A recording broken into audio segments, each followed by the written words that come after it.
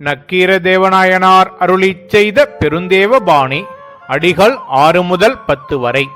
கோல மேனியை கொக்கரை பாடலை வேலுடை கையனை விண்தோய் முடியனை ஞாலத்தீயினை நாத்தனை காய்ந்தனை தேவதேவனை திருமரு மார்பனை காலமாகிய கடிகமழ் தாரனை.